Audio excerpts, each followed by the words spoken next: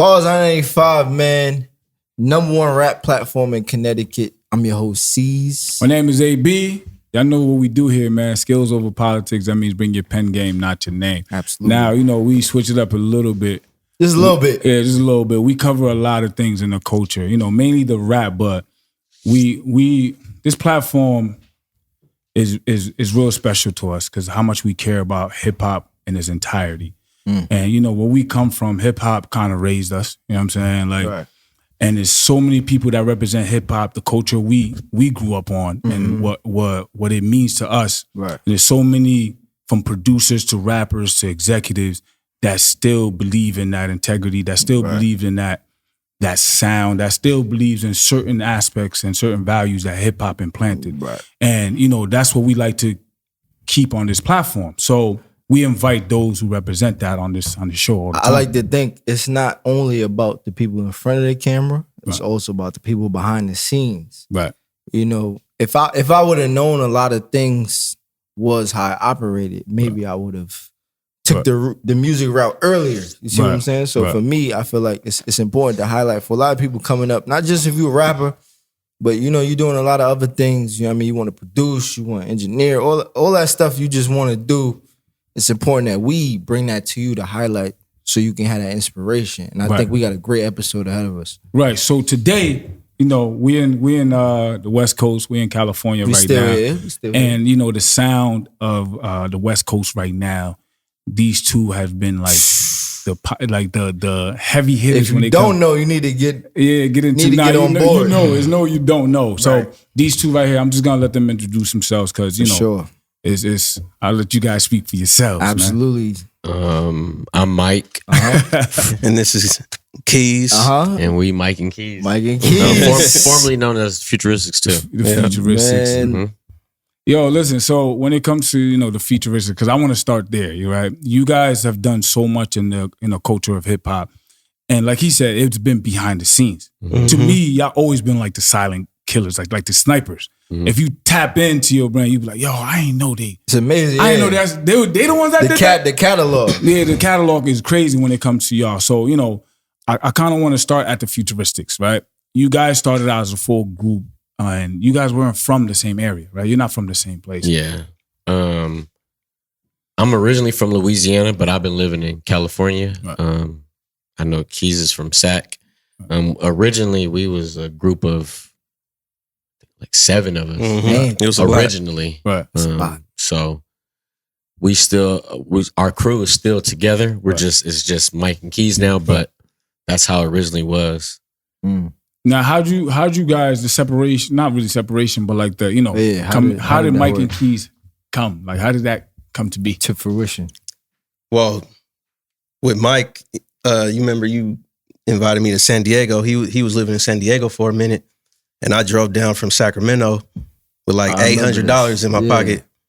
And I was just like, you gonna stick with it? Yeah, I'm gonna just stick with it. He was like, man, Keys, you need to leave Sac right now. So I just left, based on faith and the love for music. So I just went there, went to San Diego, and we started working ever since. That was in 2008. That's solid. So y'all have a very particular sound. Talk about y'all inspiration. Because it's from a producer's standpoint, it's very hard to make your own sound. You see what I'm saying? Because you got a Swiss Beat sound here, you got a Timberland sound, and now you have a Mike and Keys sound. What did it take to make your own sound that stood out in the industry?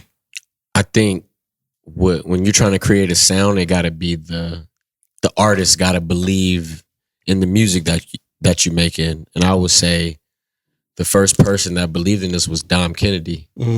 Shout out Dom with Kennedy. Our music. So that was like our first start of like, okay, we working with an artist and we starting to create a sound. You know what I'm saying? To create a sound, you got to have a relationship with the artist. Right. It's not just like music. Right. So that's we learned that as we went on. So I'd have to say Dom was the first person. So I always like the build up of the story, right? Right. And I love y'all story because we talk about it all the time. It relates to what we're doing. You guys had a build up. You got to the West Coast and you guys got together.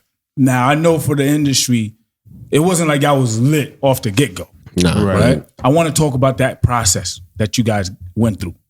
When you got to the West Coast, talk to me about your process before like Dom Kennedy and like how much of a work you guys was putting into to like, get to Dom Kennedy. Like, what was your angles? Like, what were you guys doing at that time in that space when Mike and Keys got together? What was going on? Well, the funny thing is, our first placement was 50 Cent. That's fire. So, you know, Keys did that beat in like when did that album? Whenever the last album 50 Cent was on Interscope, like 2009. 2009. Yeah. So we kind of came in the music game on a high level. Facts. Mhm. But we didn't understand what it was to be a producer until we got with Dom Kennedy. Mhm. You know what I'm saying?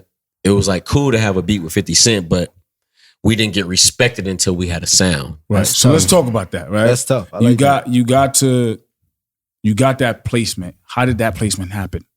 Well, that was I was signed to a management company and they got it placed. Like I was just sending them a bunch of beats, sent them like hundreds of beats. And 50, I don't even know how he heard it.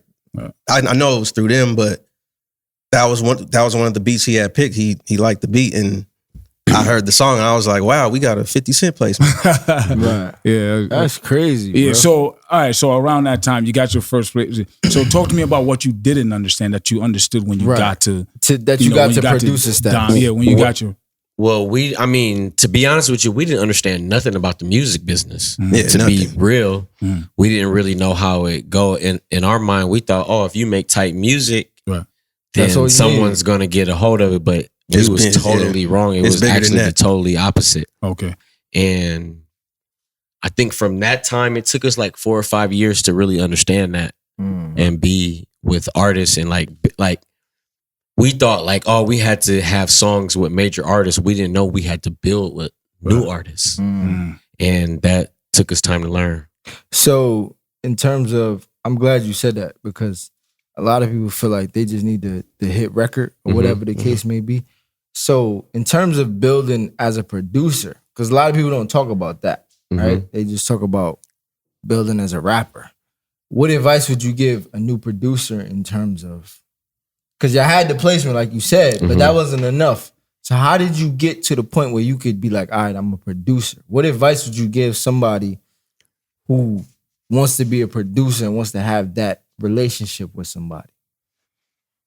Well, I think if you want to be respected as a producer, like he said, like you got to have a relationship, first of all, with an artist, because the artist is the face of the music.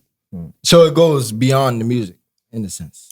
It does, because that relationship evolves into the music. And that cultivates a sound. Just the relationship that you have with the artist. So was y'all doing anything outside of the studio with artists, or was y'all kind of just like, all right, we just gonna vibe?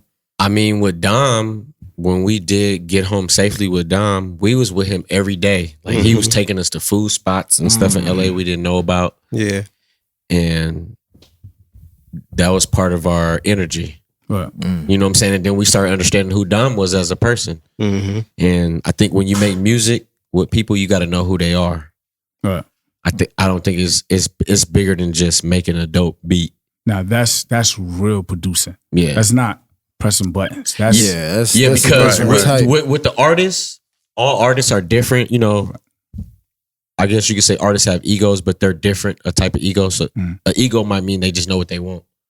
So you have to understand that. And we started just little things. We started understanding like, okay, don't do this. Okay, this works. That doesn't work. And then that's how you start creating. It's like your parent knowing what you like and don't like. right. You know what I'm saying? Or the coach knowing what you're supposed to do or what you're not supposed to do.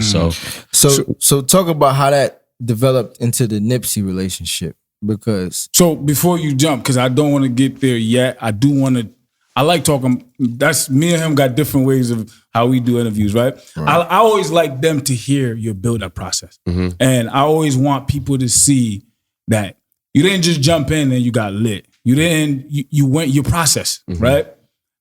You went from your first placement.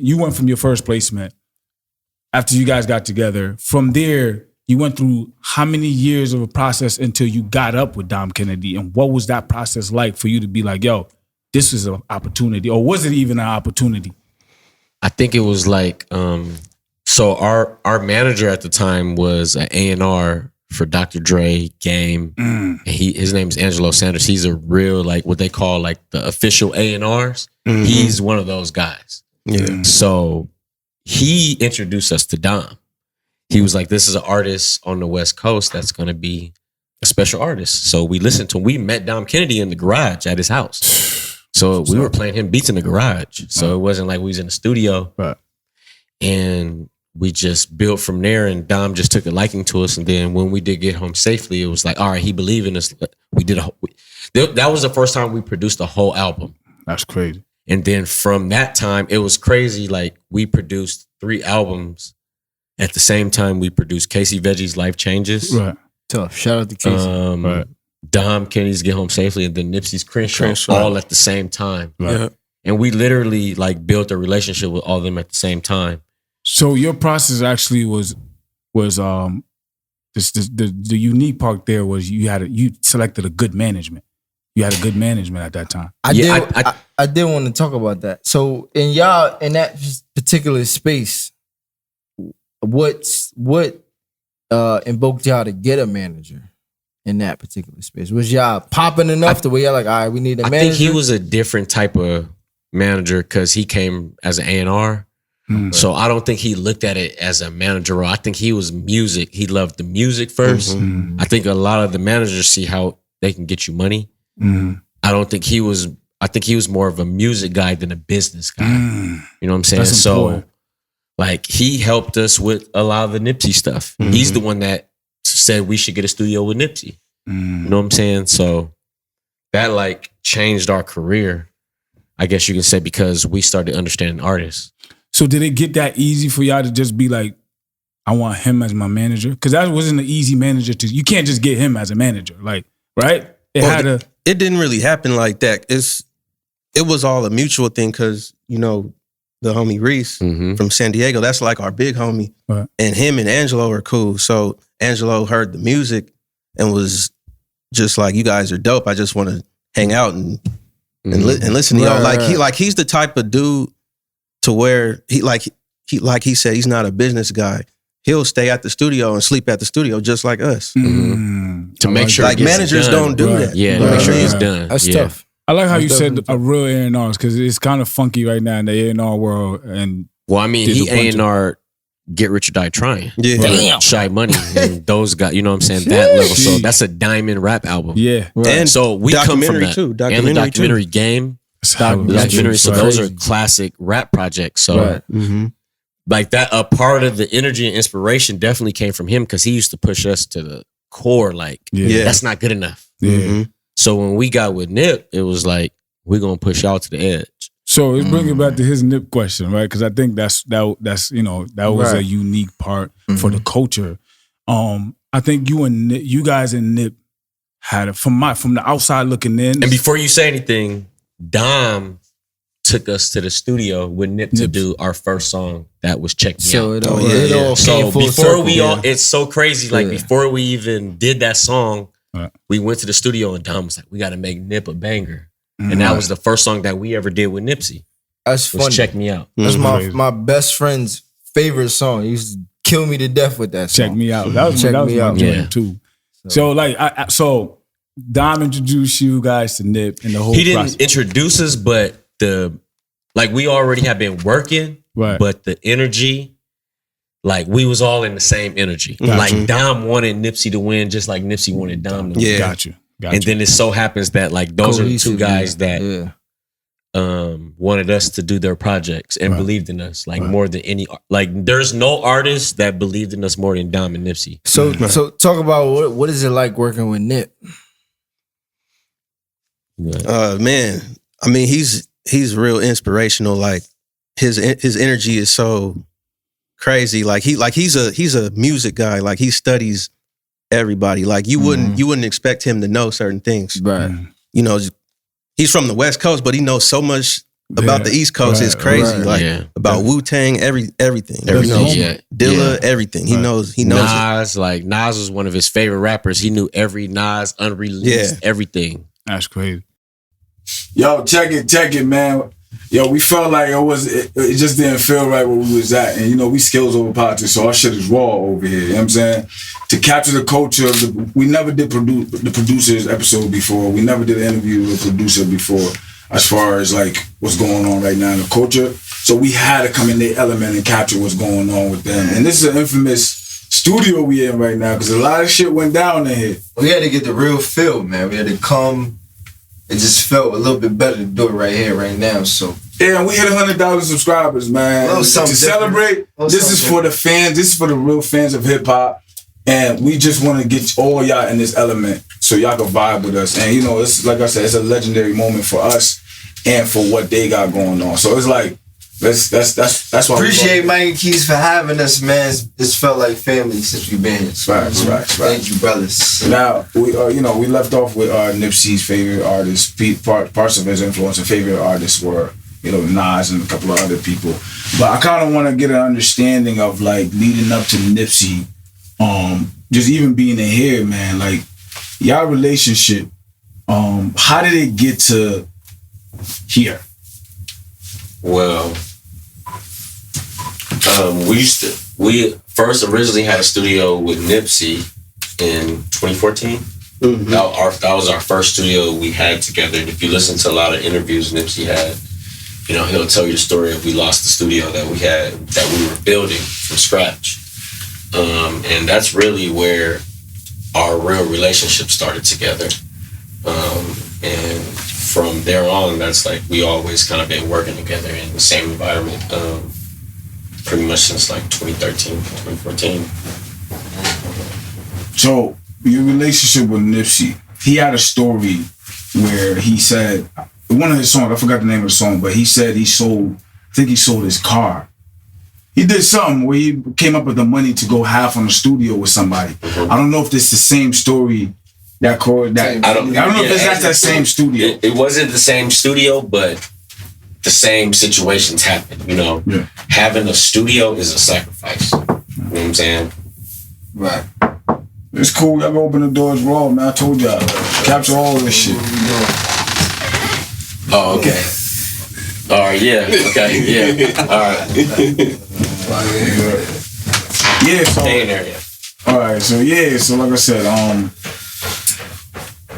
just the moment of him explaining how he sold. I think he said he sold a pair of jewelry or a car, and he ended up paying for studio equipment. Mm-hmm. And hearing what y'all kind of went through that same process. Coming together for y'all to decide, let's get a studio together. Like what led up to that? Like how did that happen? How did it manifest? Right. The studio.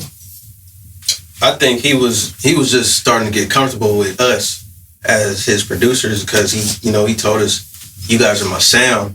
So it makes sense that we get a studio together so I'll be in the vibe with y'all all the time. And yeah, he used to always be like, this is the smartest decision I ever made was getting a studio with producers. Mm-hmm.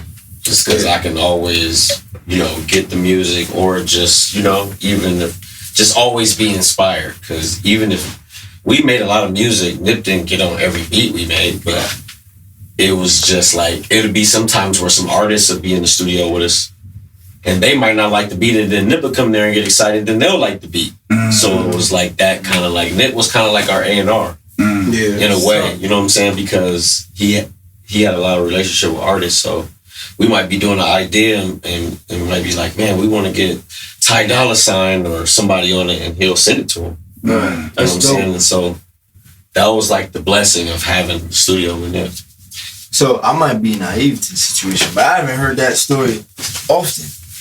Are people getting studios with their producers? I think you guys come you guys come from a certain line of how producers used to produce. Yeah. And you mentioned earlier in the interview that you want to build outside of music with the artist. Mm-hmm. Right. Where did that come from? Like, where did that style come from for you? Because producers just do one song at a time, maybe a whole entire projects and working with it. Where did that come from? Well, I think we look at the greats. You know what I mean? Like, we respect the OGs that did it before we did. You know what I mean? And we also study them. So I think our mentality comes from that, like from Pharrell and Neptunes, Jimmy Jam, Terry Lewis. Like we look at what they did and study what they did and try to use that in our career. Mm-hmm. So the people you named, was that inspiration? Definitely, Yeah. For sure. Yeah. I mean, they were groups. You got there's a lot of great production groups, not like we're not solo, we're a group. So we were definitely inspired like by the Underdogs. Damn. That's classic. What's the guys that did all the Jay-Z and Track Masters? You know what I'm saying? Yeah. Cool and Dre. Yes, dope production. Just a lot, it's a lot of dope production groups that we looked up to and just was like, man, we want to inspire to be, our own version of that. Right. So now you to talk about groups, because you guys come from groups too. Mm-hmm. You came from the Futuristiks and you explained like how you guys came together, but like it wasn't really it wasn't like y'all broke up, because y'all still produced together. Yeah. But what happened with that group that it turned into a Mike and Keys thing? You can go ahead. Yeah, I think, because each of us individually could just do it on our own. Mm-hmm. But in order to be more powerful as a music team, we wanted to come together. But, sometimes it just don't work out like how you want it all the time. You know what I'm saying? Like and we didn't really know nothing about the mute, like what we know. If we would have known what we knew now, it would have definitely been different. I think we was just all trying to figure it out. So it wasn't like nothing bad. I think it was just something we didn't have nobody around to be like, okay, guys, let me help you guys structure this and put this together. I think we kind of learned as we went, as we went. So, but I think, everybody individually still is doing great things. Mm-hmm. So, obviously we would have been even better as a group, but you never know what God has plans for the next situations. But we definitely learned that, in order to have a team, you got to have a leader. Mm-hmm. And then you got to have the team has to be able to listen to the leader without no instructions. Right. Yeah. And this is a production group. You know what I'm saying? It ain't like so a much that go into music shit. Yeah, for it to actually be a finished project. So what's so special about y'all that I know about that the fans don't know is everyone out of that Futuristic, you guys low key moved on and kind of created West Coast sound individually. And it ran, Axel, you know what I'm saying? Like if you look at West Coast sound, all 10 of y'all, 9-10 of y'all, if you look at it now, like you guys are all factors of West Coast sound right now.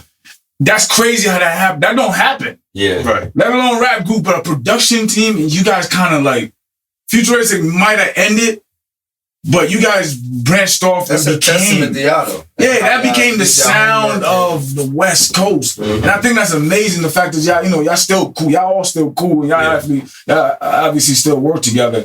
Now, the dynamics and relationship that you guys have when working with people, you guys have those, I would like to work with an artist and stick with him.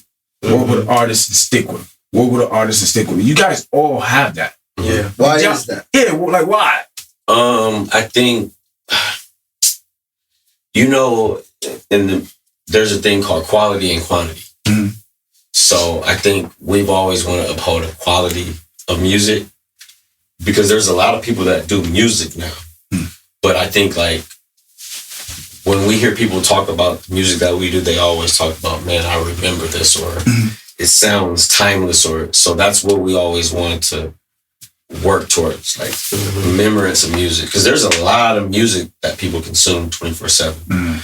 But if you can make music that people remember, then that's different. Because now you're touching people's soul and their heart. That's different. There's no price on that.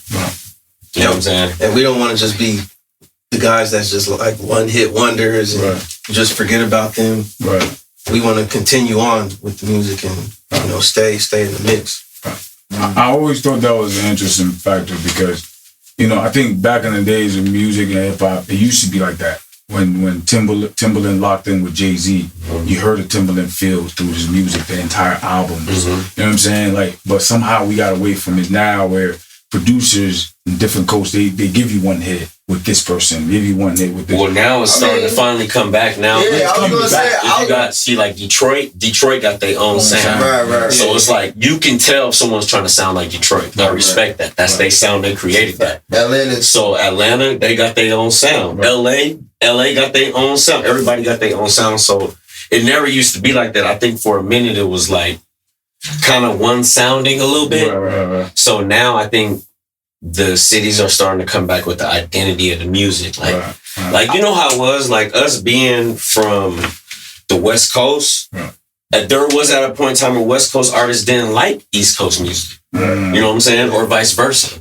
So now I think we're at a point where it's like, nah, I like that because that's East Coast. Like that's the, you know what I'm saying? I like that Detroit shit because it's Detroit. You know what I'm saying? And I think that's what music was about. I was gonna say I don't all the way agree with that because I feel like certain people tap in with certain people, but it goes back to our previous conversation about relationships, like Savage Mode 2. He tapped in with Metro.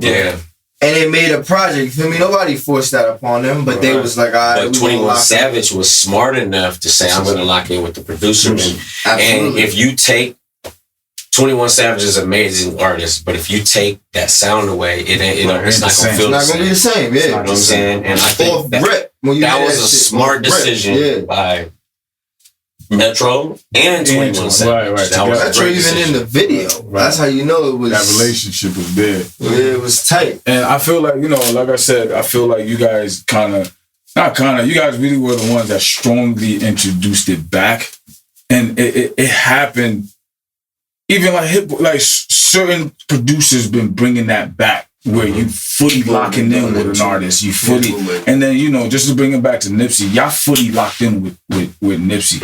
If I recall, you mentioned it was like there's a little barrier there before he trusted y'all. Can you talk about that for a second? Yeah, I think when it's like when you're new together, everybody's trying to figure out the feel of things, but I think Nip trusted us to a point to where we could work on something without him being around.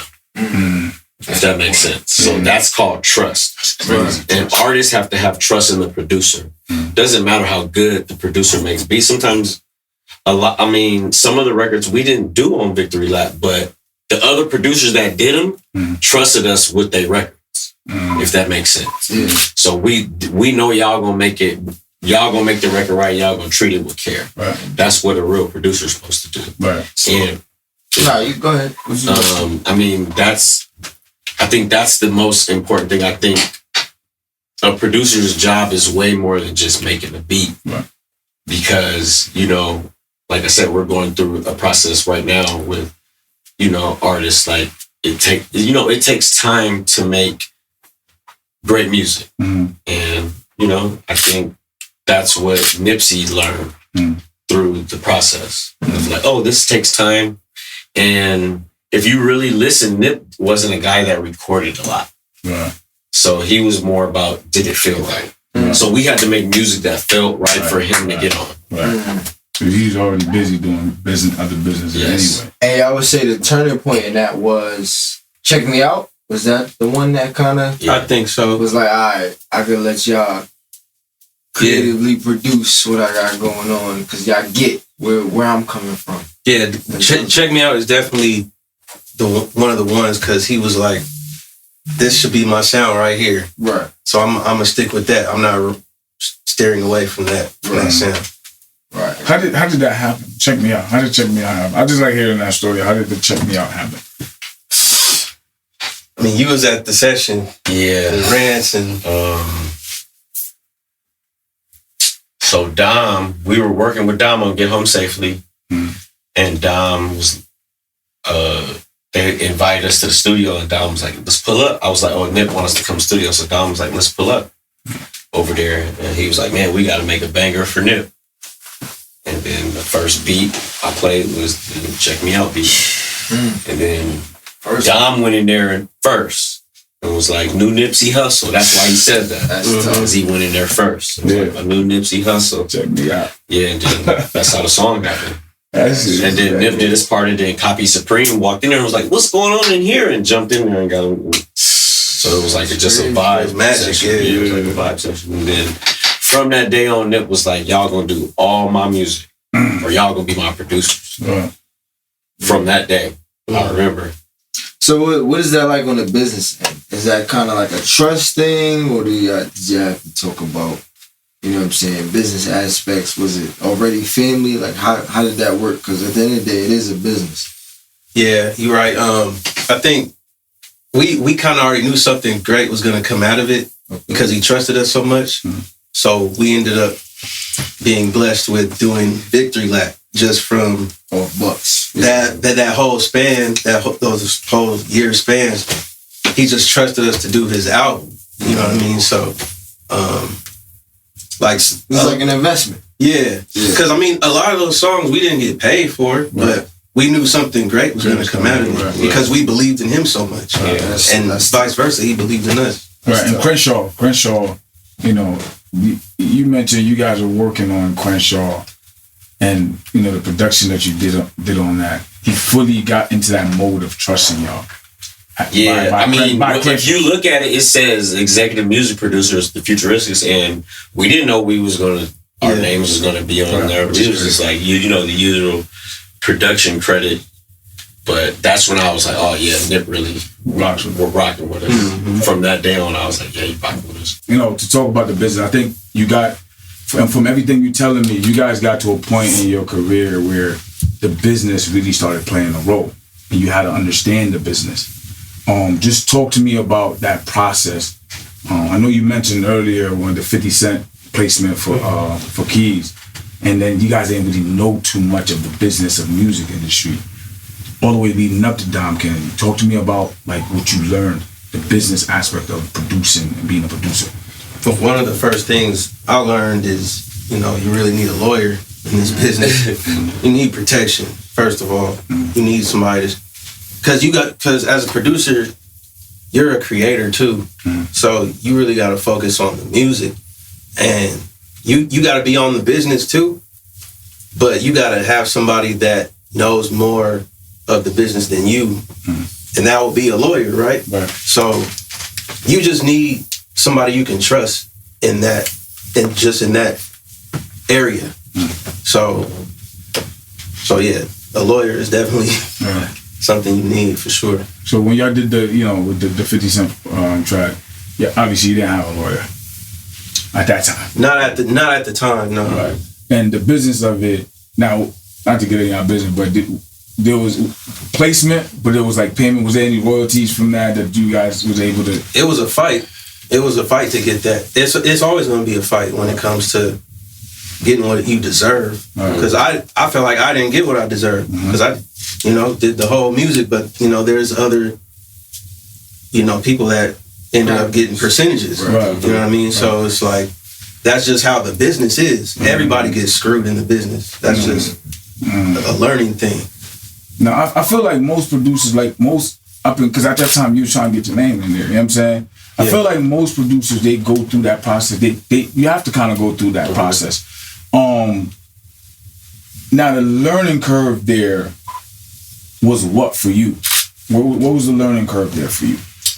That I need to be around people I trust. I need a team, and this was like around the same cusp. We was working together, so I was like, I had Mike on my side. You know what I'm saying, to encourage me, and this is when we started meeting Angelo, like how we talked about. He knows the business a lot too, so just having a team is very important around you. So people that believe in you and that want to show you the ins and outs and what to do and what not to do in this music business, because it could be cutthroat. So yeah, that helped me a lot, is just having a team. So can you tie that into working with Nip? Because you had a lot of trust in Nip. So how did that work in terms of your balance, in terms of I'm gonna trust them versus what y'all learned from I think we wasn't, us being from LA, us not being from LA, we was so focused on the music, that's all we cared about. So that's, I think, was the balance with Nip. You know what I'm saying? We was just all music. Nip was doing a lot of other things outside of music. So he knew when he worked with us, he had to be focused. You know what I'm saying? So that was the balance. Like, okay, I can do all these things. When I get in the studio on Mike and Keys, I know that I gotta be focused. Did you ever push Nip? Oh yeah, man. That was my job. That was my job that nobody really never seen. Nip, you can ask anybody from like 2014 for sure to like 2017. Nip used to pick me up every day from my crib. And I'll be with him a lot to where I could say little things to him to push him. It wasn't nothing dramatic. It was more just like, man, you don't want it. Just be some little shit like that. Imagine that. And that little thing of burn, and like, oh, it's so like, oh, how you know that? Right. Yeah. You know, I learned a lot from Nip's brother, Black Sam, because you know, when we had got our studio together, Black Sam started coming around, and he, you know, him being his big brother, he was always on Nip about being great. So there would be times where he'll be like, why Nip ain't working? And he'll be like, you know, we used to be like, it ain't us. We ain't working, it ain't us. So once he figured that out, and then like, once I seen Black Sam relationship and Nip relationship just as brothers, just regular life brothers, that's when I started like saying little things to them to push him. So you fed off that energy of Black Sam. Yeah, because they brothers. It was going to help him in the long run. 100%. And Jay Stone too. I got to give Jay Stone a lot of credit, because I remember when Jay Stone, when we started working with Nip around the Crenshaw time, Jay Stone had just got out of jail. And we didn't know Jay Stone. So Jay Stone was just around Nip all the time. And Jay Stone pulled me to the side one day and was like, man, you need to push Nip and make, because he was like, Nip is like Tupac, so you got to push him. And I was like, I didn't know what he meant by that. So he was just like, you got to push him even if you don't like it. So from that day on, like Jay Stone and Black Sam was like the inspiration in how to deal with Nip. Because he's an orthodox artist, if that makes sense. Like he wasn't like, you know, your typical artist. Like, he didn't do things just to do it. So we had to figure out ways to like trick him. Like I remember one of the songs on Mailbox Money. Fire, by the way. The song with Trey the Truth. He was with all the homies. They had just did a concert by our old studio. And he had came by, and I was like, man, you on some bullshit. If you ain't trying to rap today, like you playing. And if you listen to it, on the first verse, he says, I got 7 tapes and they all the truth. Live my life just like a baller. Dude, that's the first lyric he said. He was talking to us. Like, what you mean? I'm on my rap shit. But if you catch it, you gotta listen to the lyrics. Like, but that's when I started being like, okay, like it's more to producing than just making the beat. Like, because he could have just bypassed the beat and been like, it's cool. But us like tricking him, like, man, you ain't trying to rap today. You on some rapper shit. Like, it made him get in the booth. So, hold on, one question. So you just said he's like Tupac. Yeah. I want to know, what do you mean by that? What do you mean he's like his that's not the first time I heard that though. His lyrics are strong. Like Tupac was talking about some shit in the 90s that is going on right now.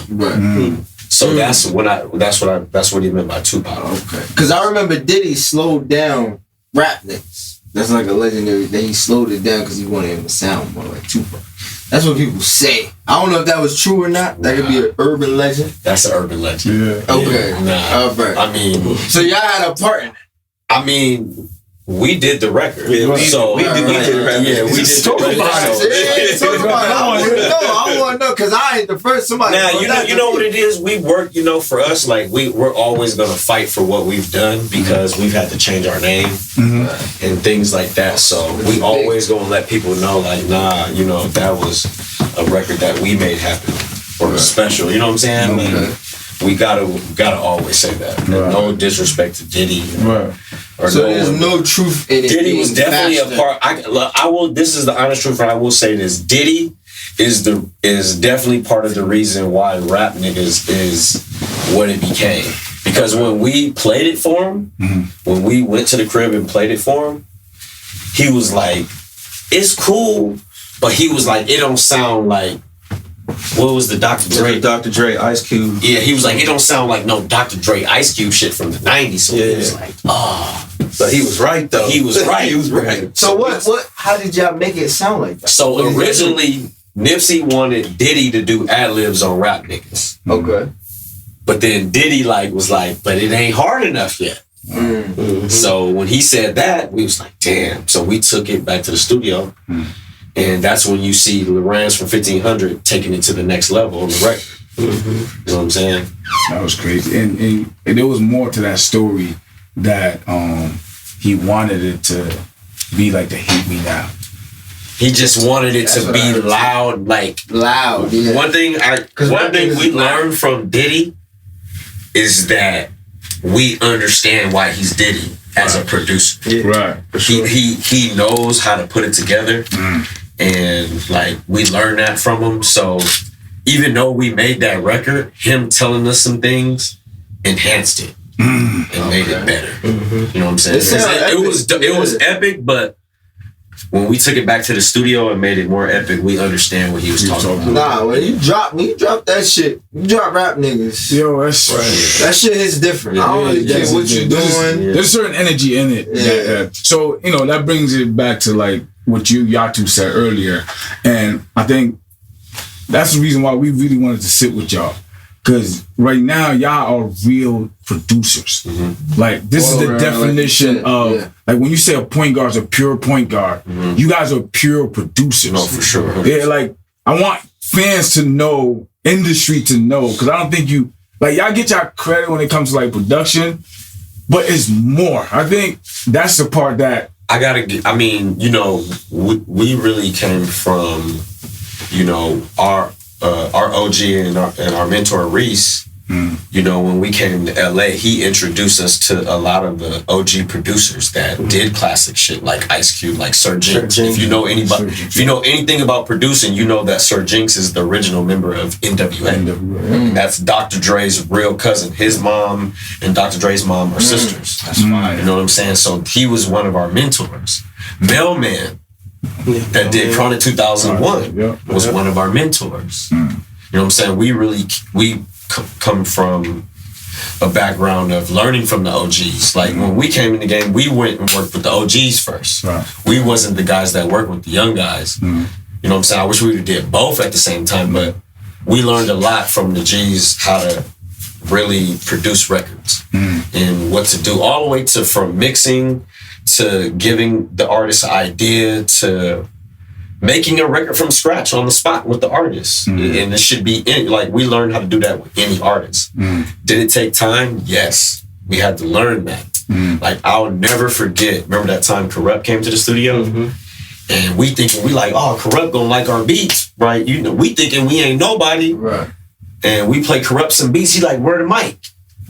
And we wasn't even ready. We wasn't ready. So we was nigga Corrupt, be ready. Yeah. We man, we can't. I remember Angelo was so mad about that. He was like, man, see, y'all ain't no real. He was like, y'all ain't no real producers yet. He was like, damn, you're right, we ain't. He's like, where's the song? That's crazy. Like I said, that's why I think you guys come from such an experience that make you the pure producer that you are. And even being able to tap into people's character, knowing that this is gonna piss Nipsey off if I say this, it's gonna get him going. Knowing that, I call one of my closest friends is a producer. I call you guys evil geniuses. Because once you get on that thing, there's things you guys can do that trigger certain things that the chemicals in your body, y'all know how to go crazy with the production with it. So when it comes to sound, right, and being able to produce someone, how do you decide who to work with and who not to work with? Because you mentioned when you first started, you had the younger, you stayed away from the young. How do you decide who to work with and who not to work with? I think now, the way music is, you can work with whoever you want. Right. Now I don't think it never used to be like that. I think now it's like, I like that. I can go work with them. You can reach out to them and say, man, I like your style of music. I want to work with you. I don't think 10 years ago you could do that. You know what I'm saying? I don't think you can just reach out to artists that you like and be like, let's work together. Why is that? Because I think back then it was all people, it was a relationship thing. The internet made everybody accessible. So that's why you see regular independent artists getting promoted from a big artist, because that big artist just likes that. Right. You know what I'm saying? So it's like, if you make a song tomorrow and Lil Baby posts it, you're a major artist tomorrow. That's a fact. So that's the way I think that's the way music is. So now with us, like, a lot of the music that you're going to be hearing from us is people either we reached out to us or they reached out to us and we like the music. We're not really like trying to chase being on people's albums. You know what I'm saying? We're really trying to either build a sound with an artist or, you know, we'll be on, you know how it goes. It's like we want to be able to have our sound, our authentic sound, and you know, whatever. We kind of follow the energy. Right. So like, for instance, us working with Dave East, Dave East always showed us love. And we like Dave East, so why would we not be working together? And then, you know what I'm saying, just organically, we've been building together. So I like that point. That's a good point, because I've seen a lot of artists that location-wise, they'll be here and then they do a whole project with somebody there, and I'll be like, how does this even work? You feel what I'm saying? But like you said, the internet made everybody. So they probably at a point, you know, everybody moving around, so they probably locked in at a certain point in time, and it was like, all right, this works. Even with Davies, he in New York. You feel what I'm saying? So, you know, that's dope that y'all made that connection and y'all pushing that. And you know what else is dope is I think the fact of certain artists I think need to be lined up with certain producers.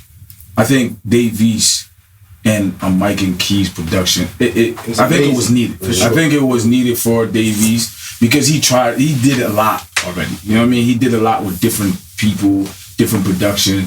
And I think locking in a full body of work, he hasn't done that. Yeah. You know what I mean? And it takes time. Like, everybody, you know, the all that label shit and all that shit fucked the artists up mentally.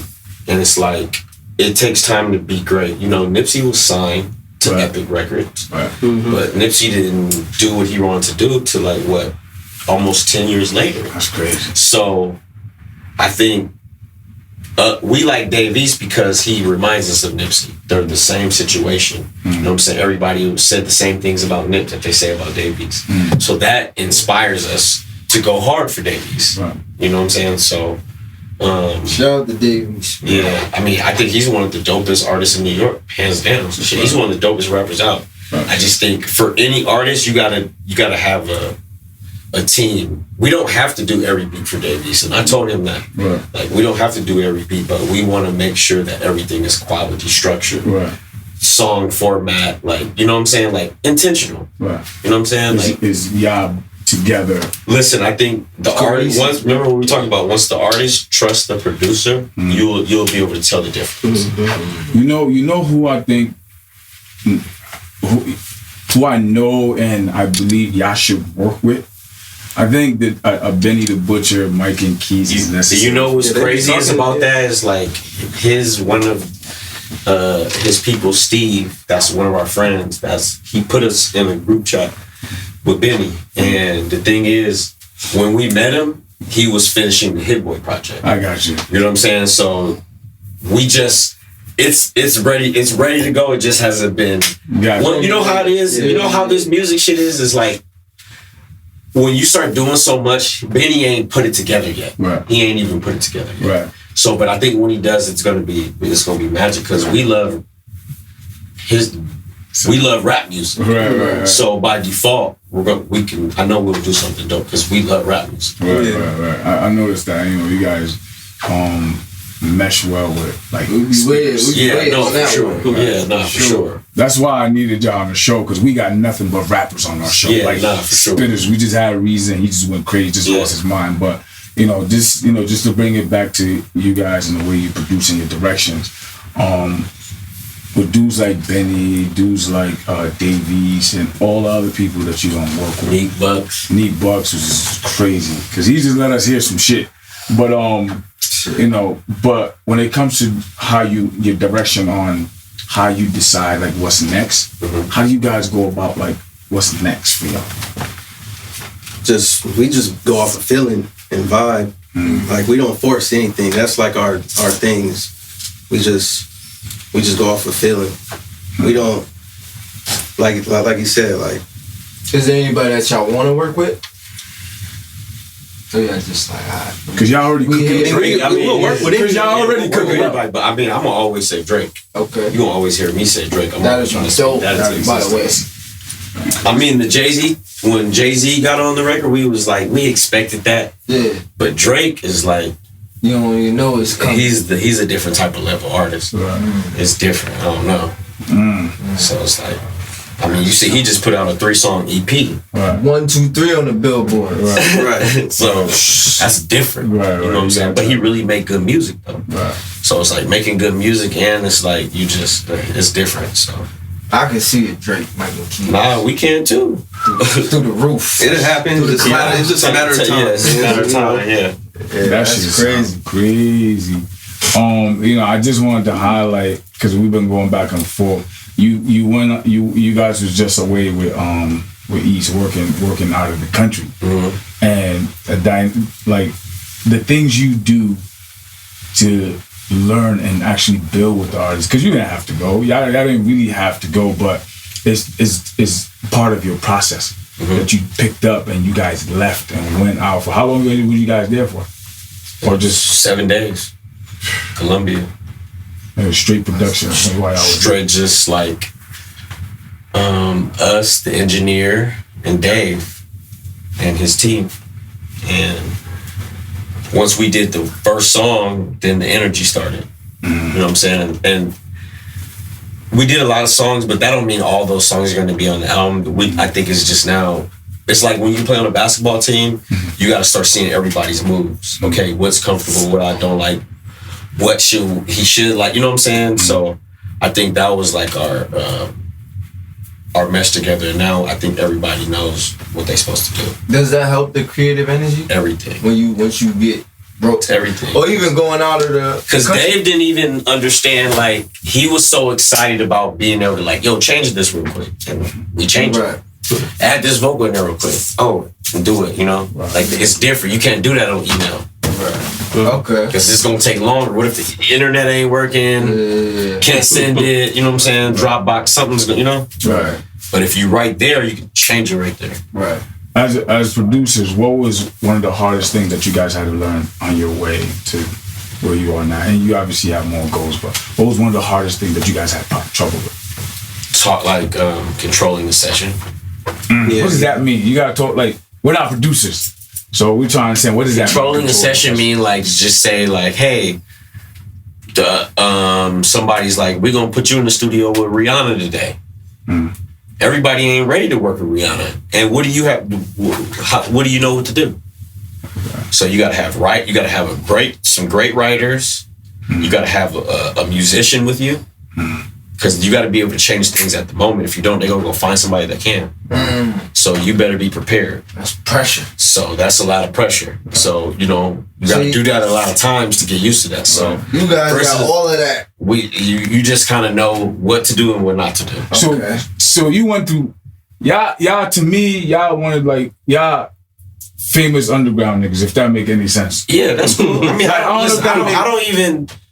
Well, even in the producer realm, I think they don't be like y'all not just like, do it till they do the fucking sky. What I'm saying is like they can't, like they can never disrespect your name. You know what I'm saying? No, your name, respect is on your name, but there's like if you look at your bodies of work when it comes to Eminem, Jay, like everybody that y'all don't work with, it's like a crazy resume that you guys have, and it's like y'all so cool and y'all not really. It's not.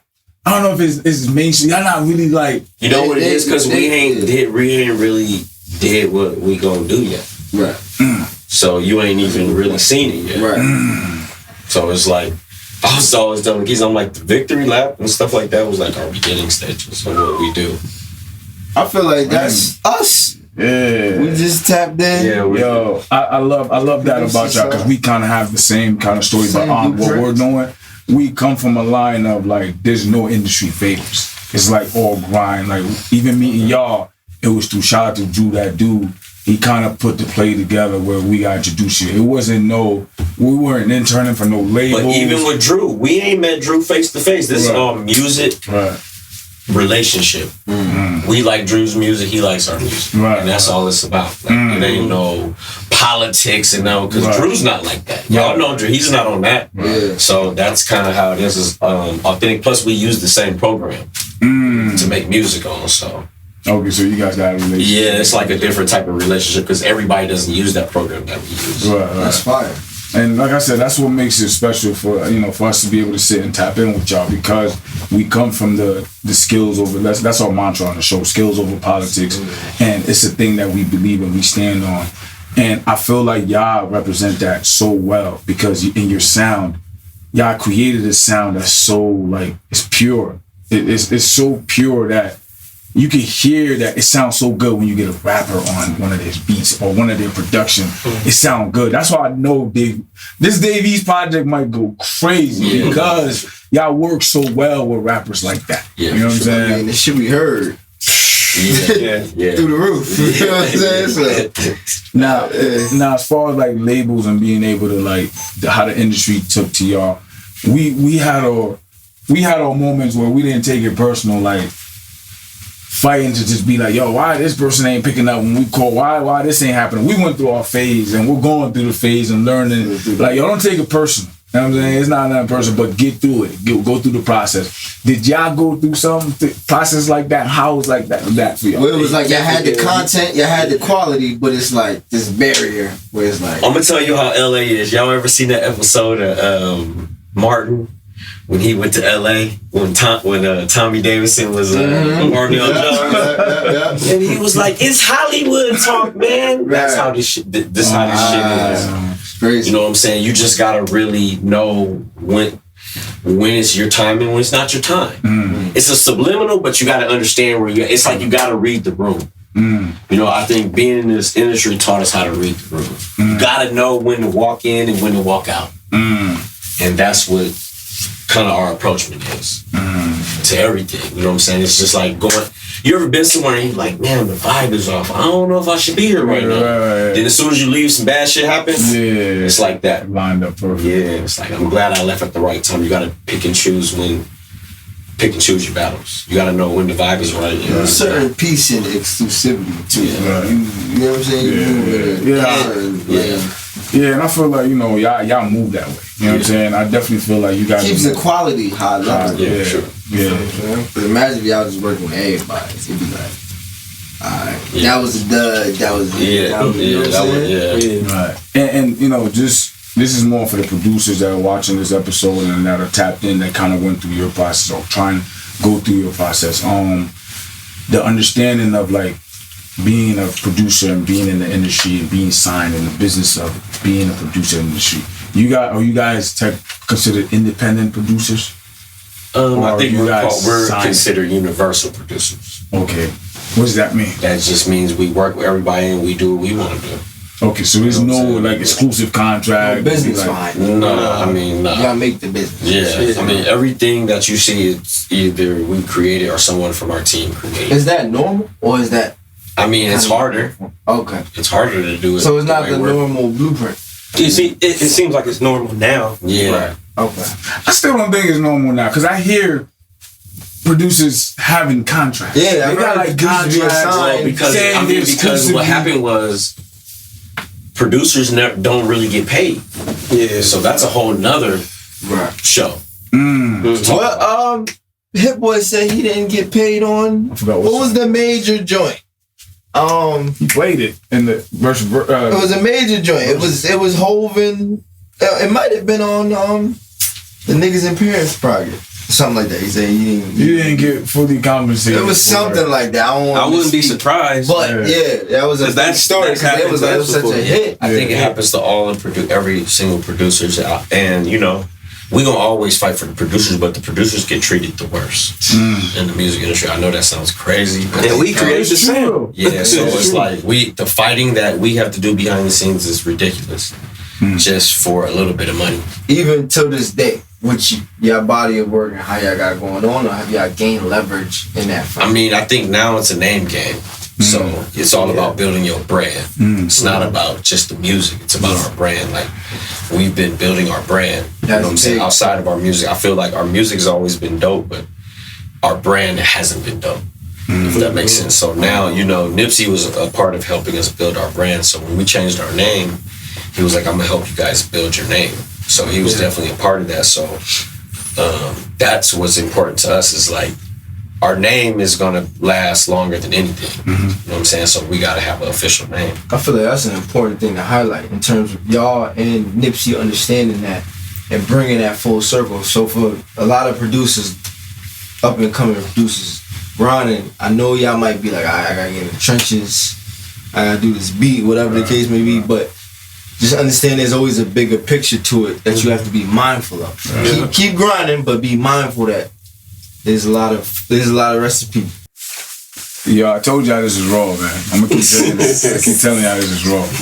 But I feel like a lot of times, like with y'all journey, things could happen where you can go overlooked. And y'all so humble, like being around y'all, I'm getting like I'm vibing with y'all, and y'all so humble that I feel some type of way that in my head I feel like y'all don't get y'all just due as producers, right? Y'all done so much legendary, y'all had so much legendary moments, because it's not just about legendary songs, it's just a legendary moments, and I feel like the hip hop community doesn't give that credit to you guys that much. And do y'all feel that way at all? Like I said, we still working and stuff. Okay. Stuck in the grind. Yeah, it's like we'll get our just due whenever that time is. But we just gotta keep working. It's a good way to. I'm gonna be honest, like I don't. Yeah, talk your shit, kid. I don't really care, bro. I I just care about the music. Yeah. And if people loving the music, then that means they love us, because it came from us. Yeah. So that means you love Mike and Keys. Right.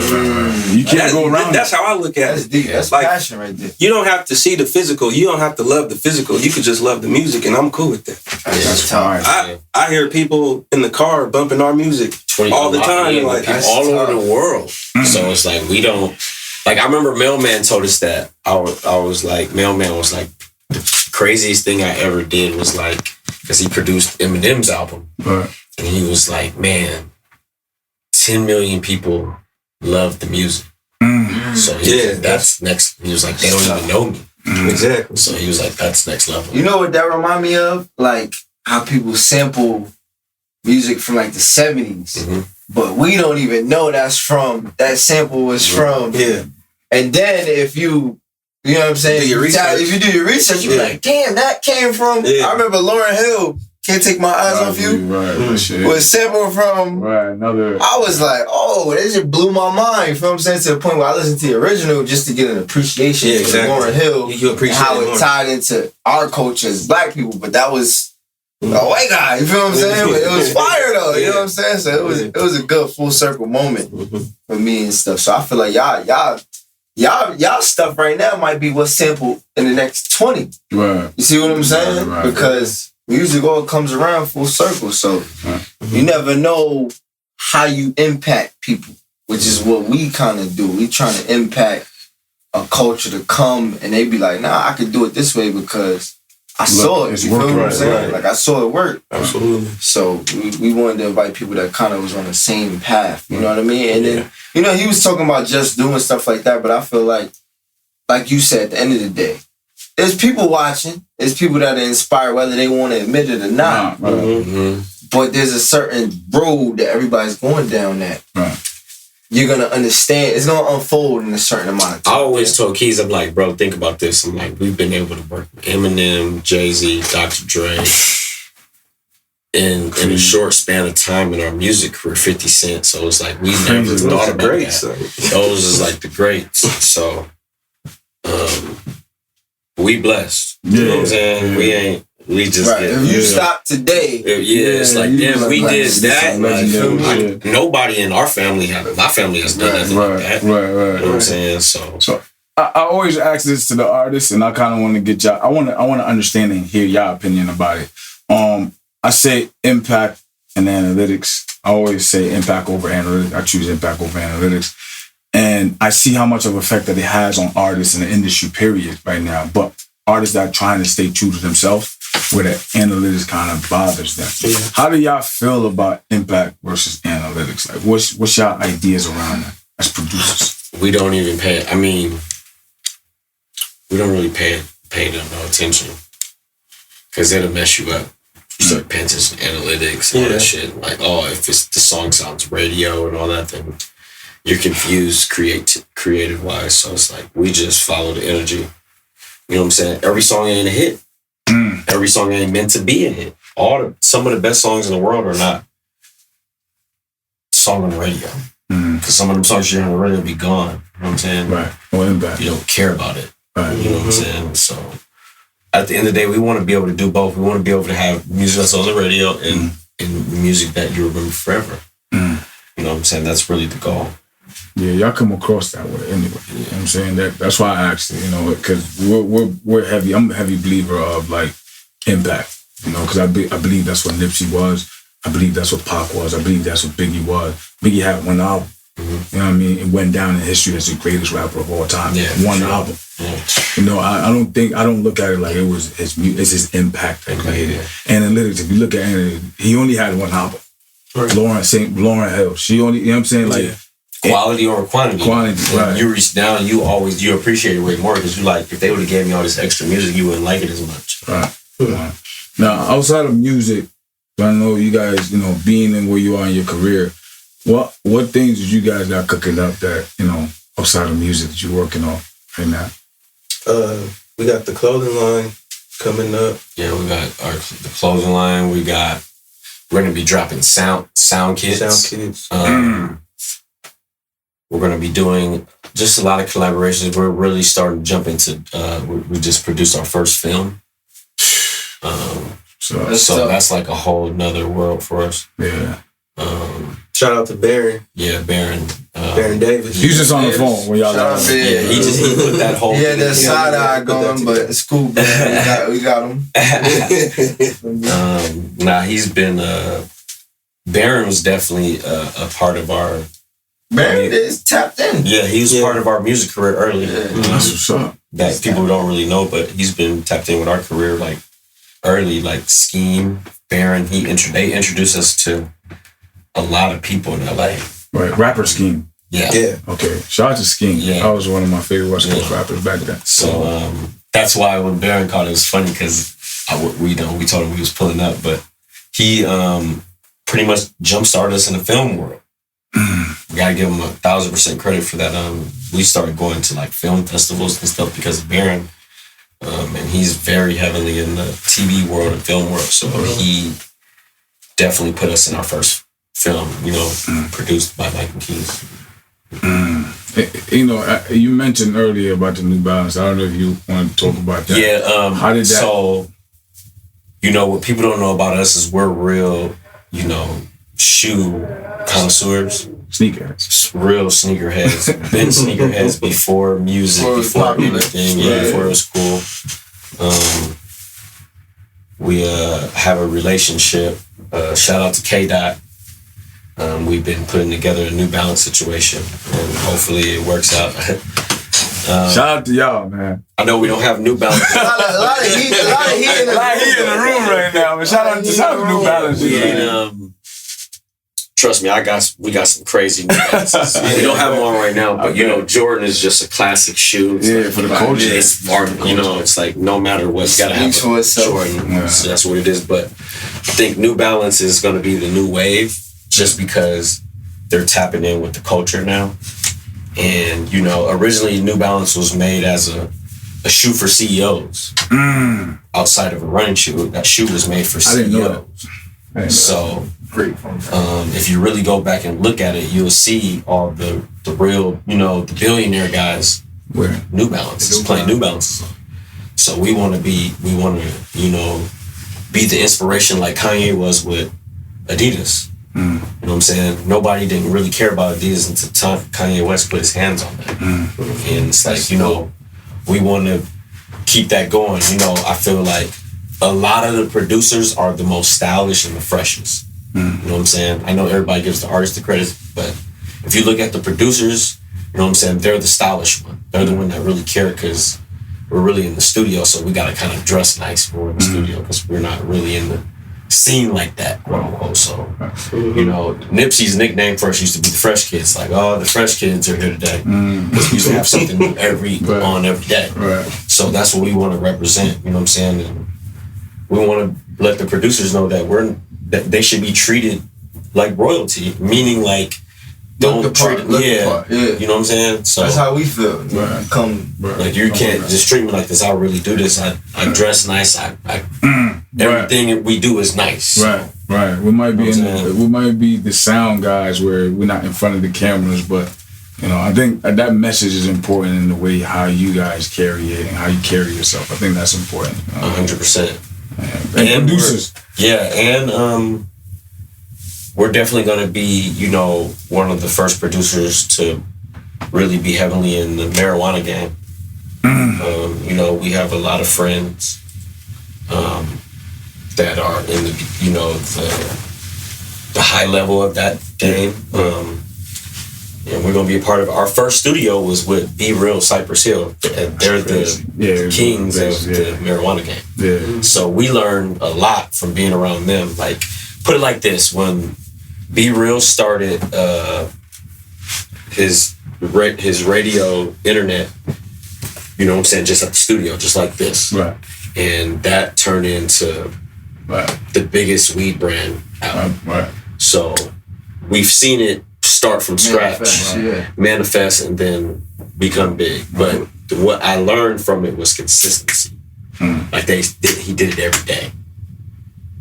And, you know what I'm saying? And so that's been our inspiration. Those are the things we've been really, you know, we're going to be really pushing in the next couple months. We need some Mike and Keys here, man.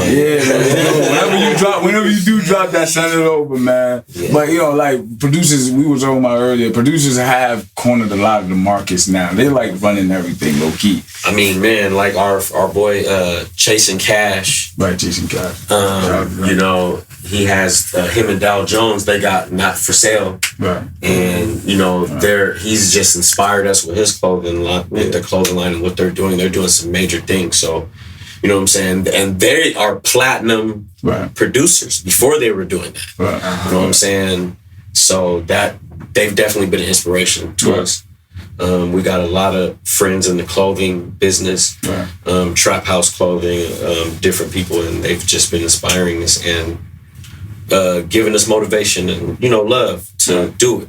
You know, sometimes you do something that people be like, you know, and they haven't been like that. They've been all encouraging. That's what's up. Now, you know, before we wrap up, I wanna ask both of y'all two same questions, but I wanna get your perspective, your understanding about it.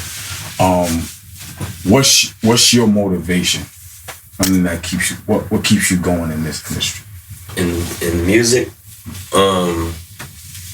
well, my motivation now is my girls. I got 2 girls. You know what I'm saying?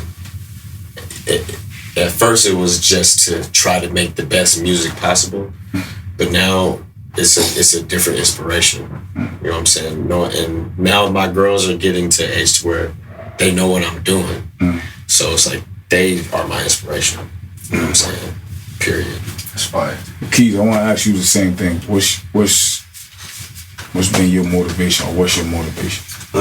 My motivation is, you know, I have a real genuine love for music ever since I figured out that this is what I wanted to do for the rest of my life when I was 18. Right. You know, I really love it. Like, I'm really starting to realize how much I love this music, because there was times I wanted to quit, and Mike know, like, how frustrating the industry can be, because I'm not even that type of person. Like, I don't even like going out, you know what I mean? But I love the music, though. I do all this for the music. So that's my inspiration for sure. Just the love of it. It's great. If you guys could give one thing to a young Mike and Keys coming up in the industry, or just coming up in these streets from where y'all from, what's something that you would tell a young Mike and Keys? I would tell a young Mike and Keys to produce your own artists and come up like if you're a producer, just come up with an artist and put your time and energy into that artist if you believe in them, and just build with them, because there's nothing. You're not going to be able to do nothing greater than that as a producer. Remember when we was talking about the 21 Savage and Metro? Like, that's a special thing. You know what I'm saying? You're not going to. And if a lot of producers did that, I think they'll have a longer career. You know what I'm saying? When you're attached to an artist, a sound. You know what I'm saying? Like, you got to give Gucci Mane credit because he helped a lot of producers. And rappers and producers alike. Facts. But the reason why I say producers is because the producers keep the rappers going. So all the producers that he put on were younger guys. You know what I'm saying? So for him to see all the specialness in them is like amazing to me. You know what I'm saying? So, and all those producers are epic and are doing great things. So that means something. Like, damn, we used to see that and be like, damn, like, we want to be attached to an artist like that. You ain't got to do every beat to be attached to artists. They just got to believe in you. That's the confusion everybody gets. Like, oh, we got to do every beat. Nah, it's not about doing every beat. It's about him saying your name. Yeah. It's little things just... Man. I go for your grind beyond music. Anything you got going on, you get a team behind you, and y'all build towards a common goal. Y'all can achieve that faster together, as opposed to separate. If I do video, I'm not going... You see what I'm saying? Like, it all ties together. What would you tell to a young Keys? I would just tell them to try to be as consistent as possible, because this industry, especially now, the attention span is snap of a finger. So, like I said before, the love factor has to be there. Just continue to keep working, man. Sleep at the studio and show that you really care about this music. Don't do it just because you're trying to be on TV and trying to be famous and all that. Like, do it because you really love doing this. I mean, I want y'all to understand the reason why we sat with them and what's important. For us, hip-hop raised us. We love this shit. We love anybody that represents what we fell in love with. Mike and Keys happen to be the two, to me, they legends already. You know what I mean? Whatever it goes y'all reaching for, y'all go ahead and keep doing y'all thing. But like what we do here on Bars I-95, we relate so much to what y'all do. Like, it doesn't even make any sense. It's like kind of crazy to us. Watching it mirrors so crazy, but like, cause y'all don't really know us yet. But I feel like everything y'all done, that's the reason why we had to get y'all on the show. We've been trying to put this together for a while. The fans that's been tapped in to what we doing, y'all understand this is really hip hop. Like rappers and production. Like, we trying to give y'all as much hip hop as we can when it comes to this. And Mike and Keys right now, they're at a pinnacle point in their career. If you haven't been tapped in, this is probably the best time to tap into what they got going on, because sky's the limit for these two. And, we wanted to be part of what they got going on with this interview. I hope y'all learned something. I hope y'all got something out of it. And, pay attention to what they got going on, man, because this is what really hip-hop is about. They represent that part of hip-hop that I grew up on and, what keeps hip-hop solid. So, appreciate everybody's been tapping in. This is Bars I-95, Connecticut's #1 rap hip-hop platform. This is hip-hop for real. That's what we do here, man. Tap in, man. Subscribe. Don't miss nothing else. Yeah, appreciate for real. We appreciate what y'all doing. This much love, bro. Thanks for having me. Much love, brothers. Sure. So what's up with New Balance? I ain't seen them New Balance and stuff. I ain't seen them. Subscribe now.